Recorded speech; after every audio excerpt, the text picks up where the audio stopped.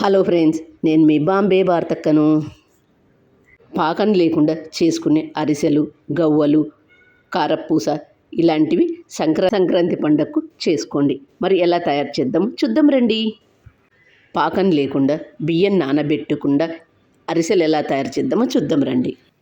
పొడి బియ్యం పిండి 4 కప్పులు,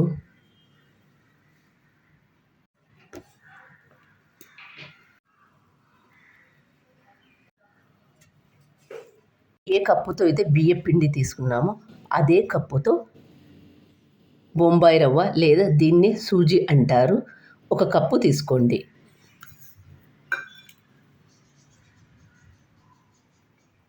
అంతా ఒకసారి బాగా కలుపుకోవాలి. గ్యాస్ ఆన్ చేసుకొని ఒక గిన్నె పెట్టుకోండి. ఏ కప్పుతో అయితే బియ్యం పిండి తీసుకున్నాము అదే కప్పుతో 4 కప్పుల బెల్లం తీసుకోండి.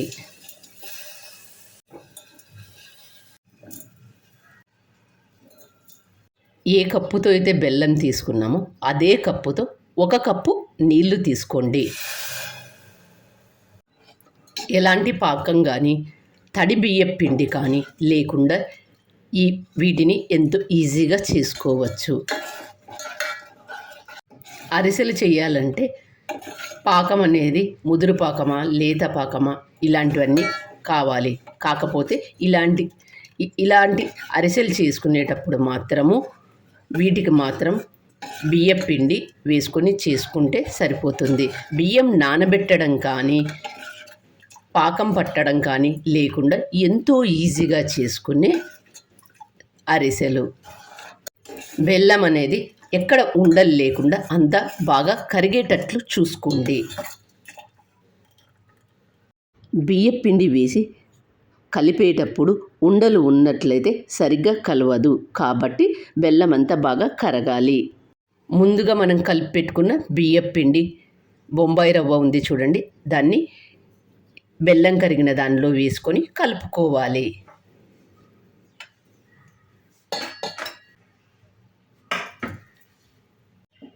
కొద్దిగా వేస్తూ కలుపుకోవాలి. ఎక్కడ ఉండలు లేకుండా చూసుకోండి. మరి కొద్దిగా వేసుకొని ఇలా కొద్దిగా వేస్తూ అంతా బాగా కలుపుకోండి.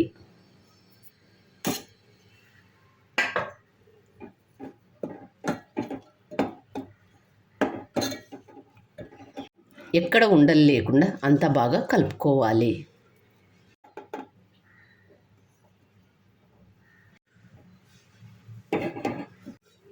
పిండినంతా ఇలా బాగా కలుపుకున్న తర్వాత గ్యాస్ ఆఫ్ చేసుకోండి. దీన్ని ఒక ప్లేట్లోకి తీసుకొని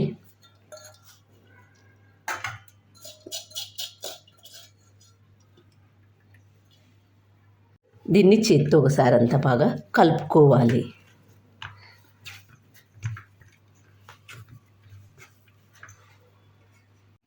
నీళ్లు ఏమాత్రం వేసుకోకుండా చేత్తో అంతా ఒకసారి బాగా కలుపుకోండి.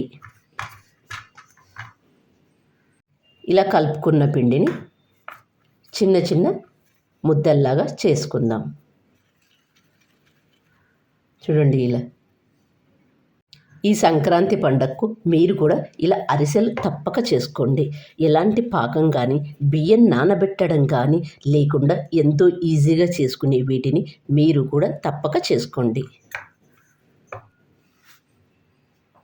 ఇలా అన్నీ రౌండ్గా చేసి పక్కన పెట్టుకోండి. ఇలాంటి ప్లాస్టిక్ పేపర్ కానీ లేదా పాల ప్యాకెట్ మీద కానీ బటర్ పేపర్ మీద కానీ ఇలా నూనె అప్లై చేసుకొని రౌండ్గా చేసుకున్న ఒక పిండి ముద్దను తీసుకొని ఇలా నెమ్మదిగా చేసుకోండి.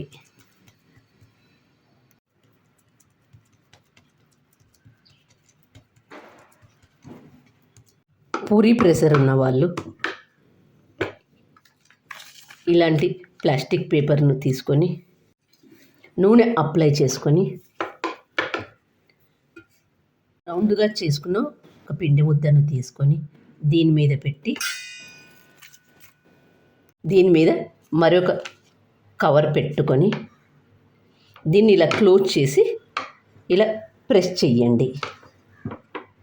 పూరీ ప్రెషర్ ఉన్న వాళ్ళు ఇలా చేసుకోండి. మనకు అవసరమైనంత పిండిని తీసుకొని మిగతా పిండిని ఫ్రిడ్జ్లో పెట్టుకోండి. నెల రోజులైనా పాడు కాకుండా ఉంటుంది. గ్యాస్ ఆన్ చేసుకొని ఒక బాండీ పెట్టుకొని డీప్ ఫ్రైకి సరిపడినంత ఆయిల్ తీసుకోవాలి. ఆయిల్ బాగా వేడైన తర్వాత మంటను మీడియం హీట్లో పెట్టుకొని ముందుగా మనం చేసుకున్న వాటిని ఒక్కొక్కటిగా వేసి కాల్చుకోవాలి. వేసిన వెంటనే గరిటె పెట్టి కలపవద్దు. ఒక సైడ్ కాలిన తర్వాత మరొక సైడ్ తిప్పి వేసుకోండి. ఇలా రెండు వైపులా కాల్చుకున్న తర్వాత ఒక ప్లేట్లోకి తీసుకుందాం. చూడండి ఎంత బాగా వచ్చాయో. ఏమాత్రం ఆయిల్ పీల్చుకోకుండా అరిసెలు ఎంత బాగా వచ్చాయో చూడండి. ఇలా తీసుకున్న వాటిని అలాగే మిగతా వాటన్నింటిని కూడా వేసి కాల్చుకోండి.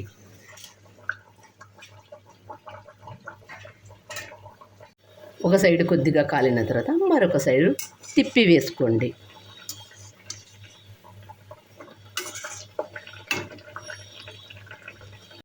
ఇలా రెండు వైపులా కాల్చుకున్న దాన్ని ఒక ప్లేట్లోకి తీసుకుందాం. పాకం లేకుండా చేసుకునే గవ్వలు ఎలా తయారు చేద్దామో చూద్దాం రండి. ఒక కప్పు మైదా పిండి, ఒక కప్పు గోధుమ పిండి, ఉప్పు చిటికెడు. స్వీట్ ఐటమ్స్ చేసేటప్పుడు ఉప్పు వేయడం వల్ల మరింత రుచిగా ఉంటాయి.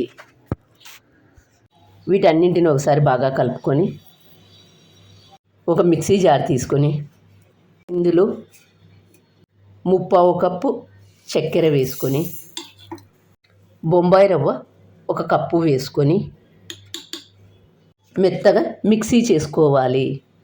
మెత్తగా మిక్సీ చేసుకున్న దీన్ని ముందుగా మనం కలిపి పెట్టుకున్నాం చూడండి, ఆ ప్లేట్లో వేసుకోవాలి. దీన్నంతా ఒకసారి బాగా కలుపుకొని నెయ్యి 1/4 కప్పు తీసుకొని వేడి చేసి వేసుకోండి. వేడి చేసుకున్న నెయ్యిని ఇందులో పోసి కలుపుకోవాలి. ఒకసారి అంతా బాగా కలుపుకొని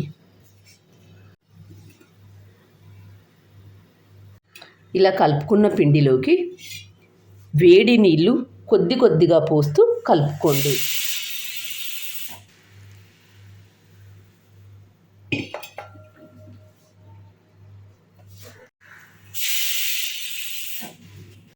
కొద్ది కొద్దిగా వేడి నీళ్ళు పోసుకొని పిండి బాగా కలుపుకోవాలి. అన్నీ ఒకేసారి పోసుకోవద్దు, పిండి లూజ్ అయిపోతుంది. కొద్ది కొద్దిగా పోస్తూ కలుపుకోండి.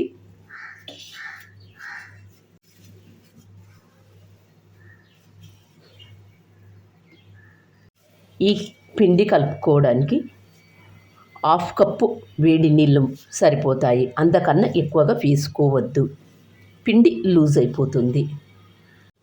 ఇలా కలుపుకున్న పిండిని ఒక 1/2 అవర్ పక్కన పెడతాం. ఇందులో రవ్వ వేసాం కాబట్టి బాగా నానడం కోసం ఇలా 1/2 అవర్ పక్కన పెడతాం. మూత మూసి పక్కన పెట్టండి. మూత తీసి పిండినంతా ఒకసారి బాగా కలుపుకోవాలి. ఇలా ఒకసారి అంతా బాగా కలుపుకున్న తర్వాత చిన్న చిన్న రౌండ్స్ బాల్ లాగా చేసుకుందాం.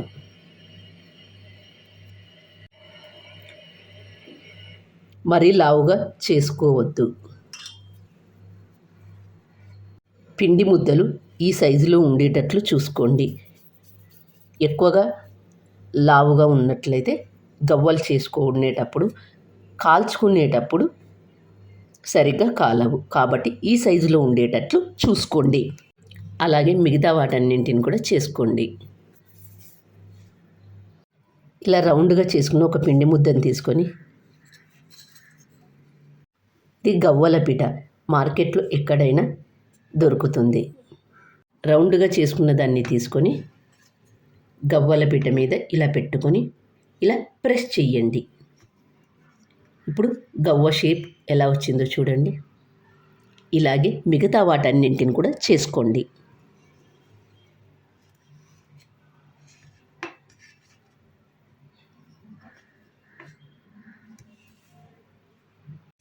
గ్యాస్ ఆన్ చేసుకొని బాండీ పెట్టుకొని డీప్ ఫ్రైకి సరిపడినంత ఆయిల్ తీసుకోవాలి.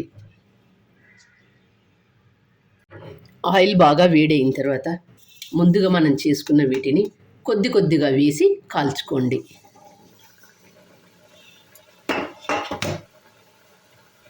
ఒక సైడు కొద్దిగా కాలిన తర్వాత మరొక సైడు తిప్పి వేసుకోండి.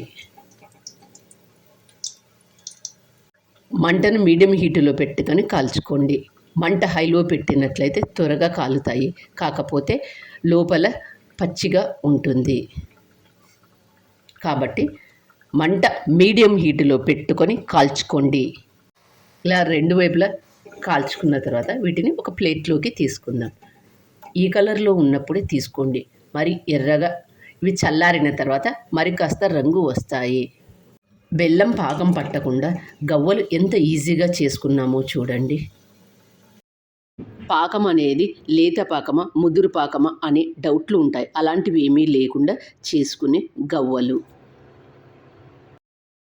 నూనెలో నుంచి తీసేటప్పుడు మెత్తగా అనిపిస్తాయి, చల్లారిన తర్వాత క్రిస్పీగా బాగా ఉంటాయి. పప్పులు వేయించే పని లేకుండా కారపూస ఎలా తయారు చేద్దామో చూద్దాం రండి. వెడల్పాటి ప్లేట్ తీసుకొని అందులో 2 కప్పుల శనగపిండి వేసుకొని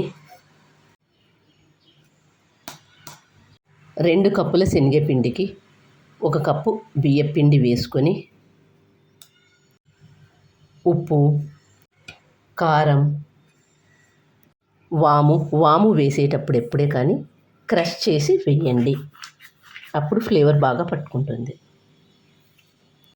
నెయ్యి 2 టేబుల్ స్పూన్లు వేసుకొని వేడి చేసి వేసుకోండి. వీటన్నింటిని ఒకసారి బాగా కలుపుకొని వేడి చేసినది ఇందులో పోసుకోండి, పిండిలో పోసుకోండి. వేడి చేసిన నెయ్యి వేసి కలుపుకోవడం వల్ల చుట్టలు చాలా గుల్లగా వస్తాయి. నీళ్లు కొద్ది కొద్దిగా పోస్తూ కలుపుకోండి.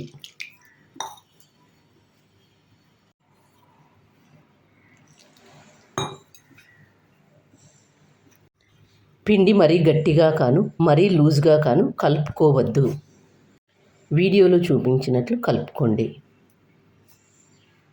ఇలాంటి మౌల్డ్ తీసుకొని ఇందులో ఇలాంటి రంధ్రాల గల బిళ్ళ పెట్టుకొని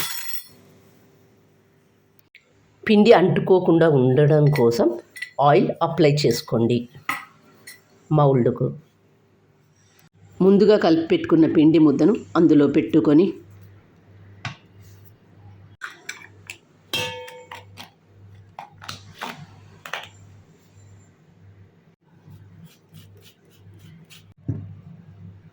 గ్యాస్ ఆన్ చేసుకొని బాండీ పెట్టుకొని డీప్ ఫ్రైకి సరిపడినంత ఆయిల్ తీసుకోవాలి.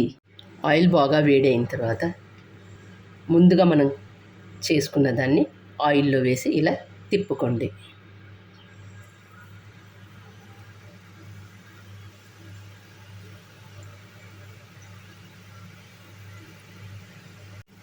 నూనెలో వేసిన వెంటనే గరిట పెట్టి కలపవద్దు. కొద్దిగా కాలిన తర్వాత మరొక సైడు తిప్పి వేసుకోండి.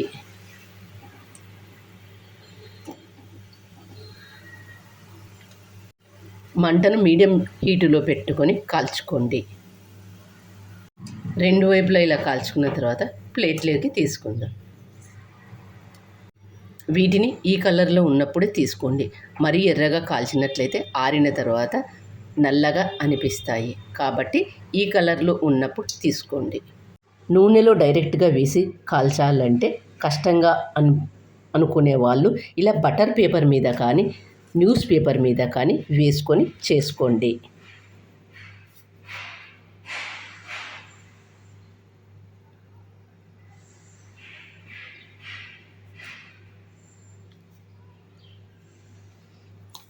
ఇలా చేసుకోండి. బటర్ పేపర్ లేని వాళ్ళు న్యూస్ పేపర్ మీద కూడా చేసుకోవచ్చు.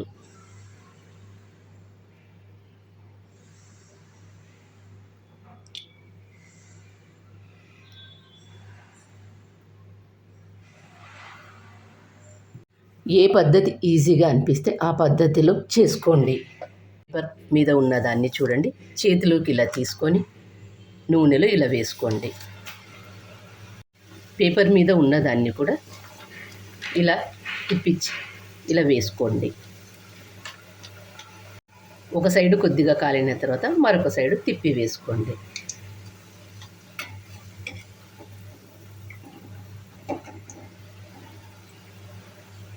ఏమాత్రం ఆయిల్ పీల్చుకోకుండా శనగపిండి బియ్యపు పిండితోనూ వీటిని ఎంత ఈజీగా చేసుకున్నామో చూడండి.